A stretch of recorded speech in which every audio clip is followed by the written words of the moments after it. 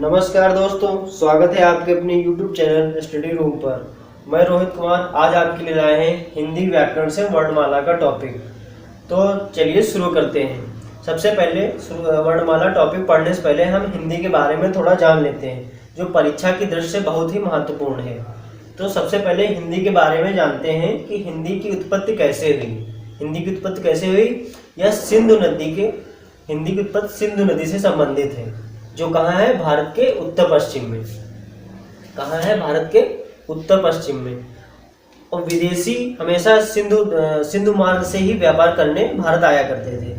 तो विदेशियों ने जिस देश का दर्शन किया वह उसे कहते थे सिंधु का देश। क्या कहते थे? सिंधु का देश। और ईरानियों से हमारे संबंध बहुत प्राचीन समय से रहे हैं। तो ईरानी जो थे वो सिंधु को क्या कहते थे? हिंदू। सिंधु को कहते थे हिंदू। और ईरान में फारसी चलती है, ठीक है, फारसी भाषा है वहाँ की, ईरान में चलती है। सिंधु को हिंदू कहते थे। और सा को इन्होंने हा कहा और धा को इन्होंने दा कहा, जो मिलके बना हिंदू। फिर हिंदू में परिवर्तन हुआ, फिर बना हिंद। और फारसी का ई प्रत्यय जुड़कर हिंद में बन गया हमारी प्यारी सी हिंदी।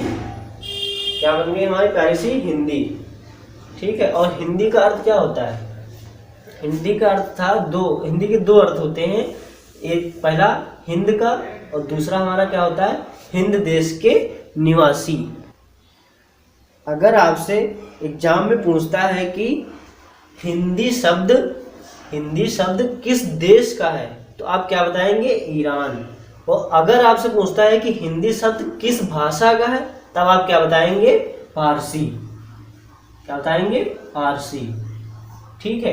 अगर ऑप्शन में एक ही विकल्प होगा, मतलब 4 होंगे, लेकिन इन दोनों में से एक ही दिया रहेगा, ठीक है।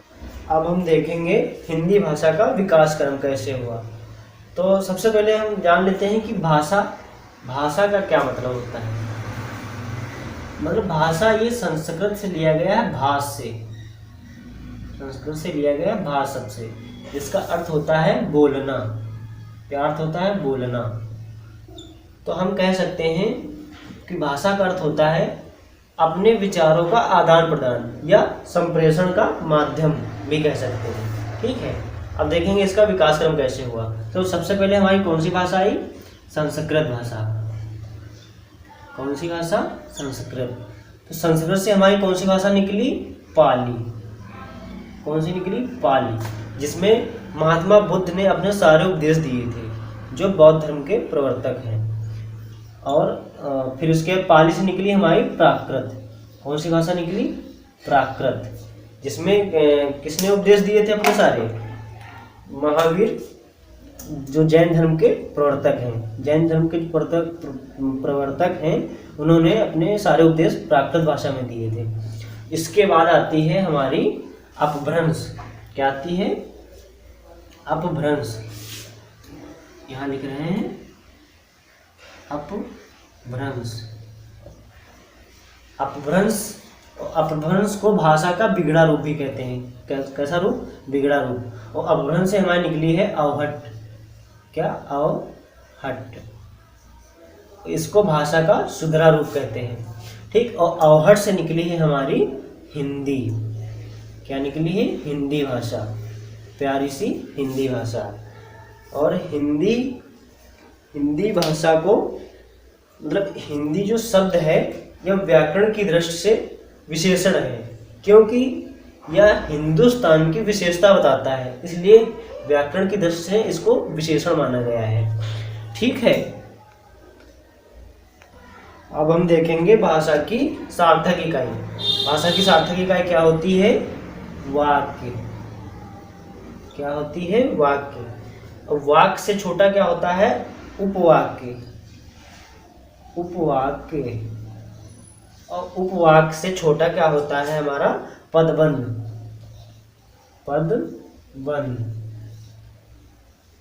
ये पदबंध लिखा है, ठीक है। और पदबंध से छोटा इकाई क्या होती है? पदबंध से छोटी इकाई पद, जिसको कहते हैं, उसी के क्रम में है, उसी के आगे, पदबंध के आगे है ये पद। पद को कहते हैं शब्द, ठीक। और पद से छोटी इकाई क्या होती है? अक्षर। क्या? अक्षर। और अक्षर से छोटी इकाई हमारी ध्वनि या वर्ण इनको कहते हैं, ठीक है। और ध्वनि का प्रयोग कब किया जाता है? ध्वनि का प्रयोग वर्ण के उच्चारण में किया जाता है, और ध्वनि को लिपिबद्ध करने के लिए वर्ण का प्रयोग किया जाता है। किसका? वर्ण का, ठीक है। तो ये हमारी छोटी मोटी कुछ क्वेश्चन थे जो मतलब इम्पोर्टेंट थे, वो पूछ लिए जाते हैं कभी कभी इनको, तो इसीलिए इनको पता होना बहुत ज़रूरी था। अब हम देखेंगे वर्णमाला। क्या? वर्णमाला। तो वर्णमाला दोस्तों किसे कहते हैं? सबसे पहले बात, तो वर्णों के व्यवस्थित समूह को वर्णमाला कहते हैं, ठीक है।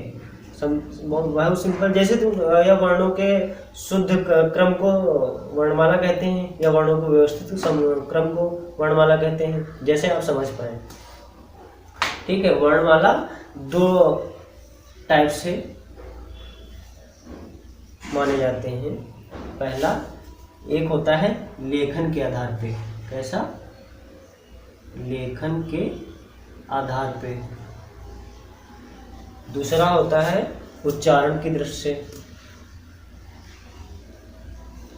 उच्चारण के आधार पे।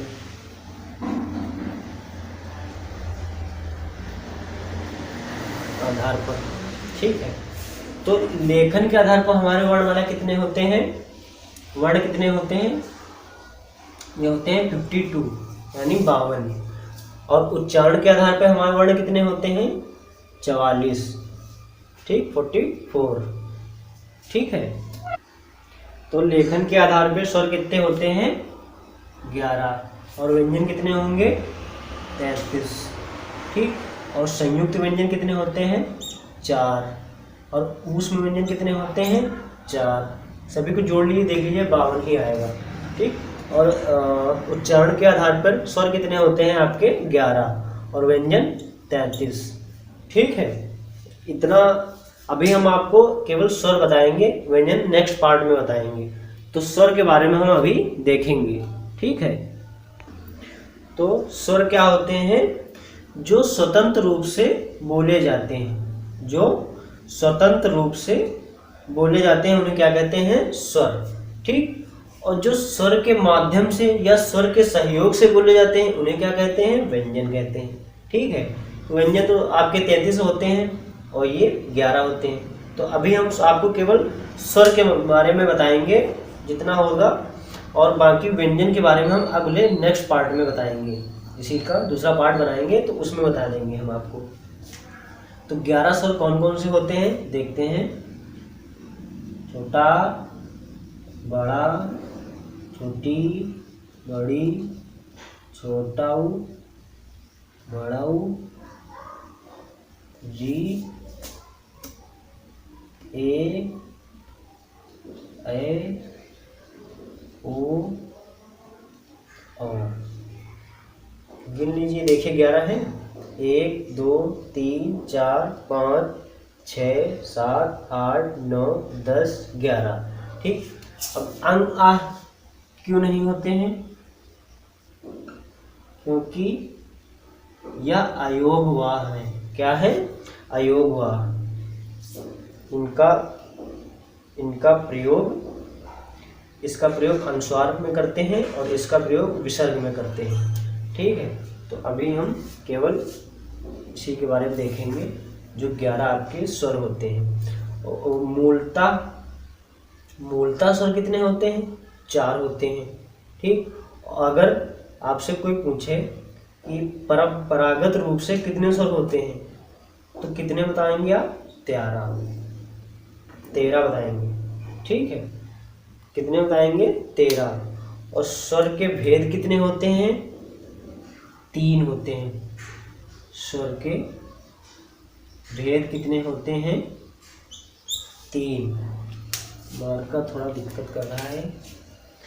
स्वर के भेद होते हैं 3। कौन कौन से? पहला होता है ह्रस्व स्वर, ठीक है, ह्रस्व स्वर। दूसरा होता है दीर्घ स्वर, और तीसरा हमारा होता है प्लुत स्वर। प्लुत स्वर, ठीक है। तो ह्रस्व स्वर किसे कहते हैं, पहले हम ये देखेंगे, उसके बारे में हम और आगे बताएंगे आपको कि उच्चारण कैसे करेंगे और किसका उच्चारण क्या होता है, कहाँ से किया जाता है, सब बता देंगे। उच्चारण स्थान के बारे में आपको हम क्लियर कर देंगे। पहले देखते हैं ह्रस्व स्वर क्या होता है। ह्रस्व स्वर वो होते हैं जिनके उच्चारण में कम से कम समय लगे या एक मात्रा का समय लगे। कितनी? एक मात्रा का समय लगे, उसको ह्रस्व स्वर कहते हैं। और दीर्घ स्वर क्या होते हैं?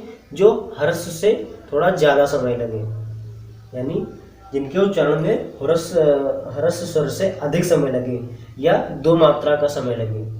कितनी? दो मात्रा का समय लगे तो वो दीर्घ हो जाएंगे। और ये प्लुत क्या होता है?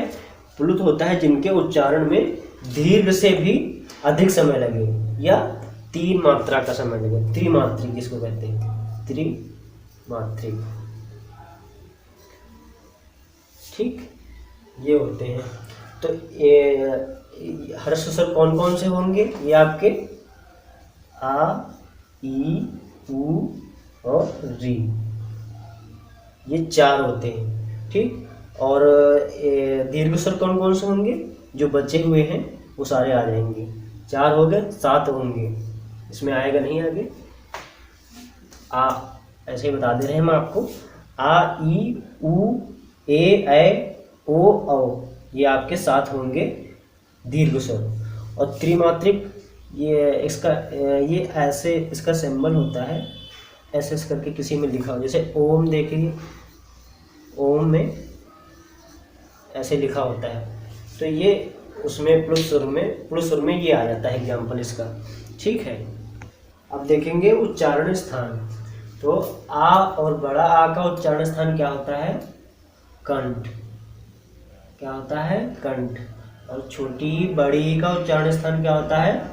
ताल। क्या होता है? ताल। ठीक, और ऊ और बड़ा ऊ का उच्चारण स्थान क्या होता है? ओष्ठ। क्या होता है? ओष्ठ। और री का उच्चारण स्थान क्या होता है? मूर्धा। क्या होता है? मूर्धा। अब हम देखेंगे ए और ऐ का उच्चारण स्थान। ऐ, ये ए और ऐ, ये दो स्थानों से दो, इनका उच्चारण करने के लिए इनके दो जगह से उच्चारण स्थान होता है। ठीक है, कौन कौन से? कंठ से भी होता है और तालु से भी। कंठ प्लस तालु।